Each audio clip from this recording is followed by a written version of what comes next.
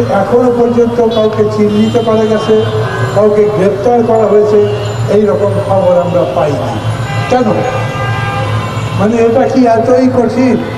যারা জুতার মালা পরিয়ে একজন মুক্তিযোদ্ধার এত বড় অবমাননা করলো, তাদের কোনো ভিডিও ফুটেজ নাই, মানুষের কাছে শুনলে জানা যায় না, এবং সেই জানা অনুযায়ী তৎপরতা করে এজেন্সি ইন্টেলিজেন্সের লোকজন মানুষগুলোকে বার করতে পারতো না। আমি যদি এখন প্রশ্ন করি, ওরা বিবৃতি দিয়েই জিনিসটা শেষ করতে চায়, সম্ভবত না ওদের এটা এখানে ঘুরে থাকতে পারত না। দ্বিতীয় বিষয়, লঞ্চের মধ্যে যেরকম করে খুনের ঘটনা ঘটত, এবং যারা প্রত্যক্ষদর্শী ওই এলাকায় যারা থাকেন তাদের সঙ্গে কথাবার্তা বলেছেন, আপনারাও মানে মিডিয়ার লোক, অন্যান্য মানুষ তারা বলেছেন এই ধরনের ডাকাতির ঘটনা অহরহ নদীর পক্ষে হয়ে যাচ্ছে। তার মানে আপনারা যতই বলেন আপনারা আগের পরিস্থিতি বদলে দিতে পেরেছেন, এরকম কিছু করেননি। নদীর মধ্যে লঞ্চ ডাকাতি, এইদিকে জিনিসপত্রের দাম হু করে বেড়ে যাওয়া, আমরা যতই বলি সেটা নিয়ন্ত্রণের কোনো ব্যবস্থা করতে পারিনি। মানুষ এখন প্রশ্ন করে দেশের মধ্যে থেকে, দেশের বাইরে থেকে হয় হচ্ছে কি, এই সরকার কি পারবে? এই প্রশ্ন আমি ডক্টর ইউনূসের উদ্দেশ্যে করতে চাই।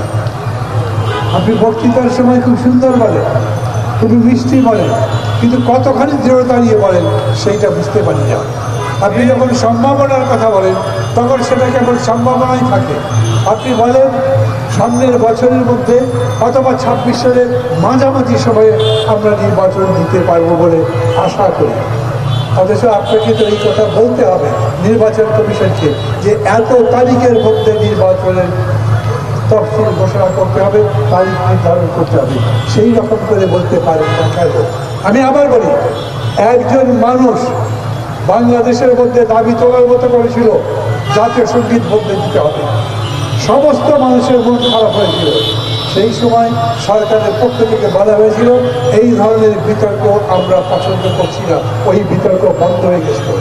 আজও আমি বলি, যারা অতীত ঘেটে ঘেটে কাদা খুঁচিয়ে খুঁচিয়ে আবার পুনর্বার জাগ্রত করবার চেষ্টা করছে, তাদের সম্পর্কে এখনো সতর্ক বার্তা দেয়। আপনি কার উপরে বাস করছেন তা জানেন না। এই যে সরকার, এই সরকার কি একটা সরকার নাকি সরকারের মধ্যে দুইটা সরকার? কারণ সরকারি উপদেষ্টাগুলো একাধিক রকম কথা বলে। সরকারি উপদেষ্টাদের মধ্যে বিশেষ করে যারা তরুণ আছেন তারা সবসময় র্যাডিক্যাল কথা বলেন। তারা যে সমস্ত দাবি দেন সেই দাবিগুলোর প্রতি হয়তো মানুষের সমর্থন থাকে, কিন্তু সরকারের পক্ষ থেকে সেই ব্যাপারে কোনো উদ্যোগ গ্রহণ করা হয় না।